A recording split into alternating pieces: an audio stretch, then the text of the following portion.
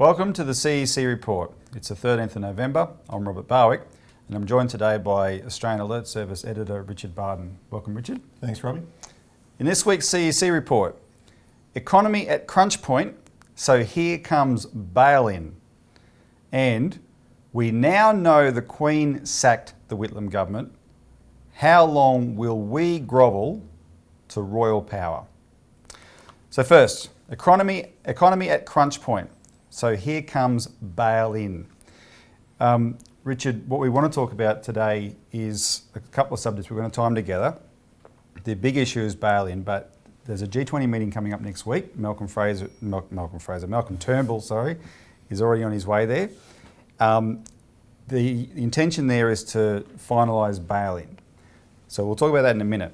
What we want to talk about though is the imperative, why they're driving hard for this, why they've always driven hard for this, but it's really coming to a head now. The next global financial crisis is roaring down on us, and people won't know that necessarily by the statistics, right? Well, you know what they say about lies and damned lies. Yes. So, and that's the point. What people have to understand, the point, what we're going to demonstrate in this segment is economic statistics, especially economic growth statistics that we've had lately, are lies. They're just flat out and, dare I say it, deliberate lies, right? Now, let's talk, to illustrate this point, we're going to profile the US economy because we're sort of party to some recent investigation that's gone on there that's really drawn out the true picture of the state of economic collapse there, which is being contradicted, or which contradicts the official statistics that the economy has been growing under Obama and has never been better, right? So, and the reason we've got these figures for the US economy, but Australians and the viewers of this program might be able to see parallels, because when you hear economic growth statistics for Australia, you think, a lot of people would think, well, where do I fit in with those statistics? Because that doesn't reflect the increasing unemployment around me, the difficulties for small business around me, and all these things that have been getting worse and worse lately, right? So let's start off with this week. There was a landmark announcement, and I heard it on ABC radio here, about the latest monthly jobs growth figures for the United States was over 200,000 jobs were created. 271,000, they said. Well, there you go, a lot over nearly 300,000 jobs were created. Now, we've also had, as it turns out, a jobs creation figure for Australia, which was pretty high. Just explain for the viewers what's wrong with both sets of figures. All right, well, in Australia's case, at least they actually surveyed people, and that might, contribute. It's a relatively small group, something like 28,000 households. But they've said that, and I've got some figures here, they said there were 58,600 jobs created in October in Australia. So Peter Martin, the economics editor from The Age newspaper here in Melbourne, he did some analysis that was published this morning and said, okay, do we really believe that the Australian economy's created one new job every 46 seconds day and night for the month of October? It's ridiculous. Were 10 people, was one person hired every 10 seconds during office hours this month? Of course not, it's ridiculous. In the United States, They don't even do a survey there. They do surveys, but they sort of, those are the sort of corrections that they don't really publicise, apparently. The survey comes later. Yeah. They do, like the climate models, they do computer projections, computer models.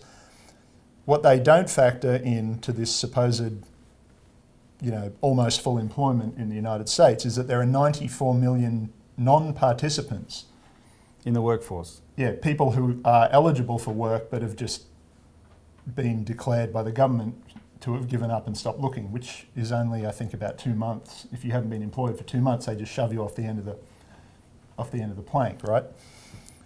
If those 94 million were included, it'd be 23% unemployment. And that's not counting underemployment, that's actual unemployment. Unemployment. Underemployment, all the people in part-time jobs, you serve me a coffee, I sell you a sandwich, we kid each other, we're employed. Yeah. Wherever these jobs are, they're not in productive industries. Yeah.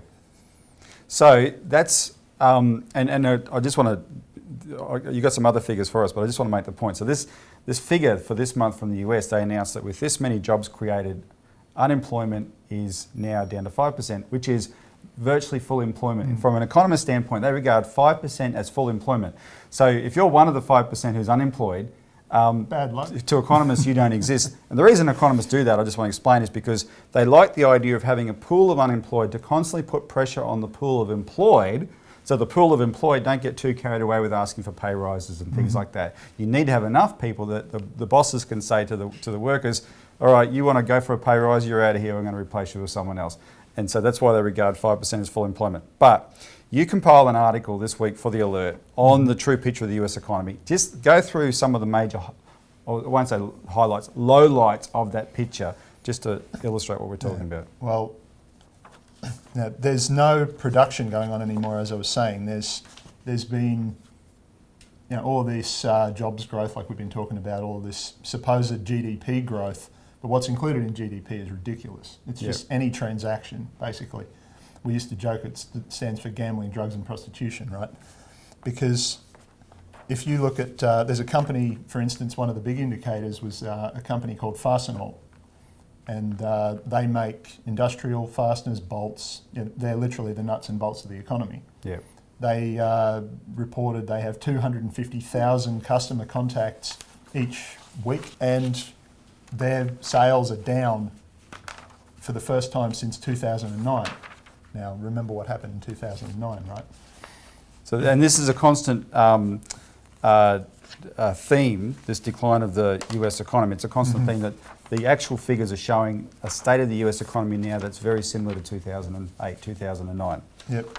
And there's just been warnings put out by the head of the Boston Federal Reserve that commercial real estate is building up to the same kind of bubble that they had, because residential was the main driver that everyone heard about of the crash in 2008, but commercial property played a big part in that as well. There's been sort of warnings around the edges of the property bubble debate in Australia that we've got a similar problem here with all this expensive office space that's got nobody in it. That kind of, factories that have been built over the last couple of years that, of course, takes a while for this to catch up, for building to catch up to the needs of today's economy, and they're not doing anything. And you've got also in the US, you've got declines in real wages compared to what the figures actually say, and you've also got real declines in investment. There's no investment going into the actual physical economy of the United States, and all these things can be measured. Yeah, even Wall Street, the Bank of America, Merrill Lynch, put out a study. The only surprising thing about it is that they actually published it. Yeah. Their chief economist, Michael Hartnett, declared, and this is a quote, "A clear victory for Wall Street over Main Street. Zero rates and asset purchases of central banks have proved much more favourable to Wall Street, capitalists, shadow banks, than for workers, savers, banks and the jobs market."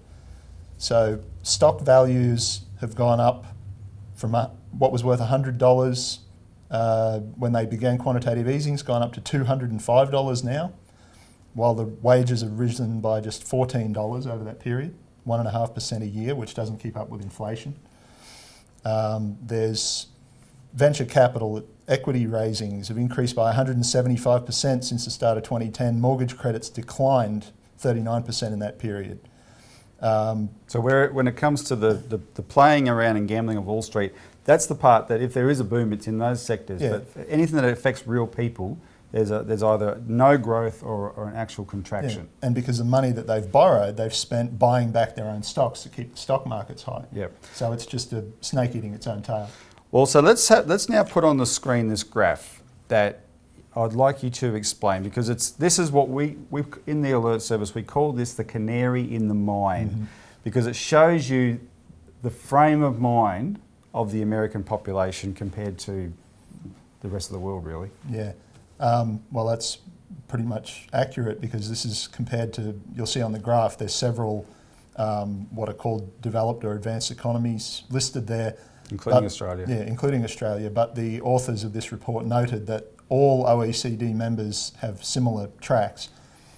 Now, the thing about this graph is this red line, where it says USW here, this is United States white population. And the reason they're singling these people out is not for any, racially motivated thing. It's because this is the most privileged members. This is United States white population, aged 45 to 54, I think it is. So this was the middle class. This is where the money was. The younger baby boomers and the children of the older baby boomers, who are really, as a group, the most privileged members of the most prosperous generation in the history of any country in the world. Yeah.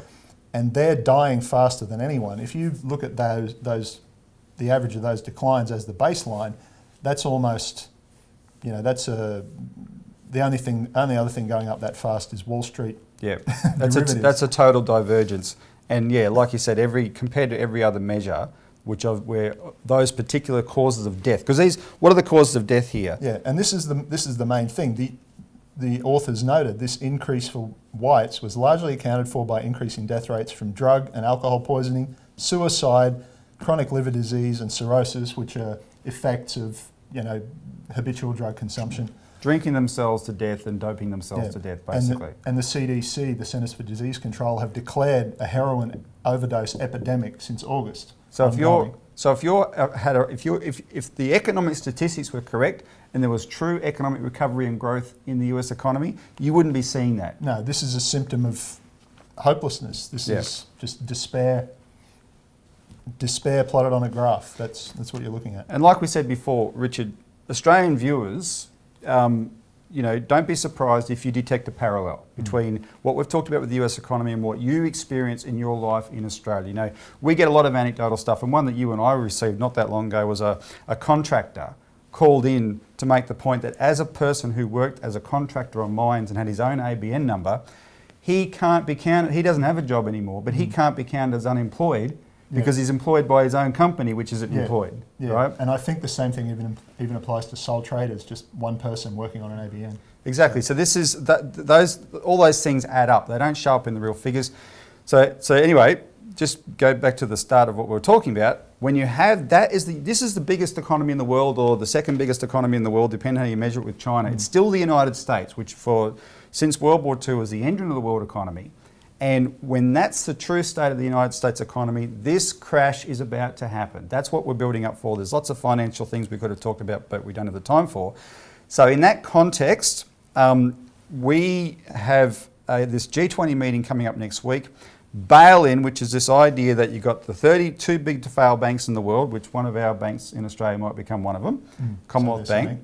To keep those propped up, we need to have this system where you can steal the savings of ordinary people to do it, right? And that's called bail-in, and there's a big push to finalise that at the G20 next week. Even though they know it won't work because there's not enough money on earth to bail this stuff out. Exactly. The whole thing is it's more than futile, but it's particularly cruel because of the way it puts the burden on on ordinary people. So we're going to put out a release on this very soon. People can look for that on our website. But we've run out of time for that subject, and when we come back, we're going to discuss the 40th anniversary of the dismissal of Gough Whitlam.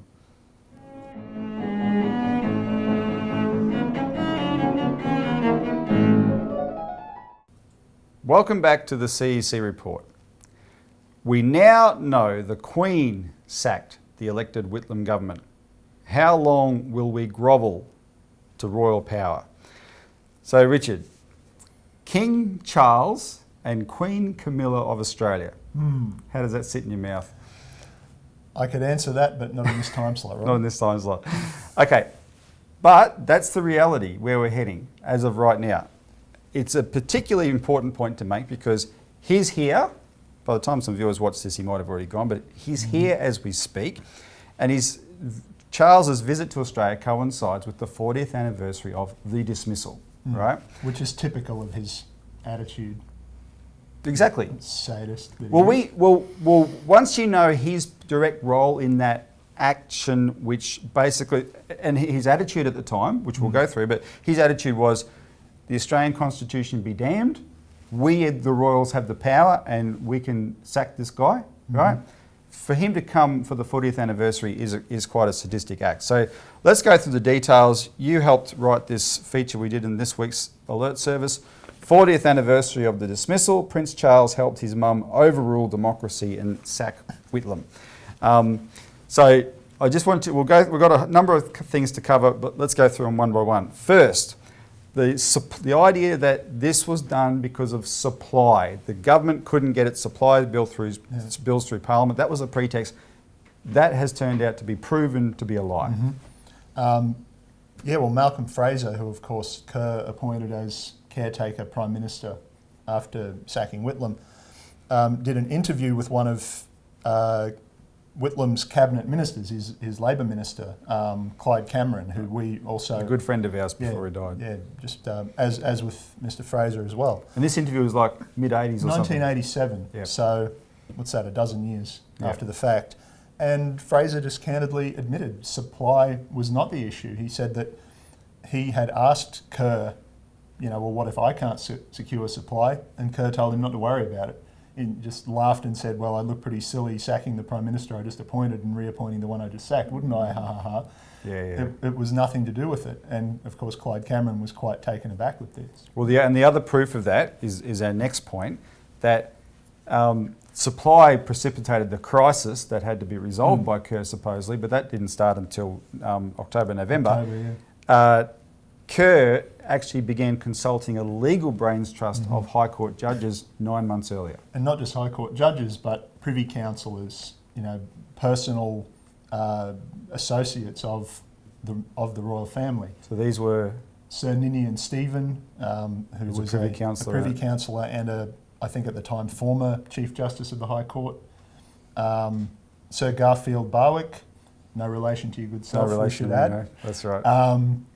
Who was the serving Chief Justice of the High Court, and some have said in that for him to act as Kerr's advisor against Whitlam was unconstitutional in itself. Now, I'm not a constitutional scholar, but that sounds accurate to me. And he's quite intimate with the royal family, Garfield Barwick. Yeah, he was personally tapped by Prince Philip to head the Australian Conservation Foundation that they set up as a local branch of the World Wildlife Fund, which people can read about on our website. And I remember going through the ACF archives relating to the Australian Conservation Foundation in the Melbourne Library, Richard, and finding Garfield Barwick's letter to Prince Philip where he signed off, "I remain your most obedient servant, Garfield Barwick." Well, that figures. So Kerr, now a lot of what we're talking about, we've got one more thing before we have a break. A lot of what we're talking about comes from archives of Kerr's that have only recently had the embargo lifted. We now know from Kerr's own diary that he had regular conversations with the Queen in this period and wrote, quote, regular and extended letters to the Queen, Charles and the Queen's private secretary, Charteris. Yeah, Sir Martin Charteris, who claimed continuously that he had no knowledge of this before the event. His Australian offsider, Hazeltine, he said the same thing. And so that was the official line ever since. That was the official line ever since, and now in his own writing that's proved to be false. Yep. And also he spoke with Charles about it directly. Well, look, let's talk about that more. Let's take a quick break. When we come back, we're going to continue this discussion.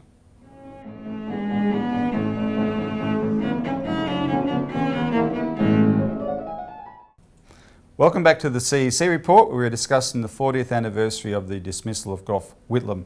So, Richard, you were starting to talk before the break about how, this idea that the palace had no forewarning of what was going to happen is now all proven to be a lie.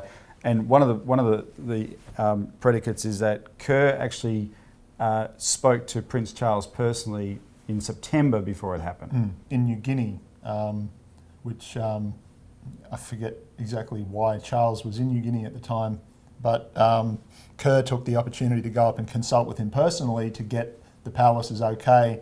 But he was worried. What was he worried about? He was worried about something. Well, he was worried that Whitlam would catch on to his plan to dump him and sack him first, which he's constitutionally enabled to do. Yeah, that's it. So in the Constitution it says that the Governor-General is appointed by the Queen on the Prime Minister's advice. So that would mean, by reading, that if Whitlam had have known that, he could have said to the Queen, I advise you to appoint another Governor-General. Yeah. That's how it works. And Kerr was worried about that, and that's what he spoke to Charles about. And what did Charles respond? Well, that he would didn't think that would be an issue, that he would, that the palace would do everything it could to make sure that eventuality, or however he referred to it, wouldn't come about, that they would ignore the Constitution. Yeah, he didn't think the Queen had to follow the Constitution under those circumstances. No. Basically, the Constitution's for colonials. It's for peasants. It's not for the royalty. Don't worry about it. And so there was this letter that Kerr refers to, that from Charteris, that basically backs up what Charles said to him in Papua New Guinea. The gist of the same thing. Yeah, almost word for word. And again, that's quoted by Kerr in his own handwriting in his journals. Yep.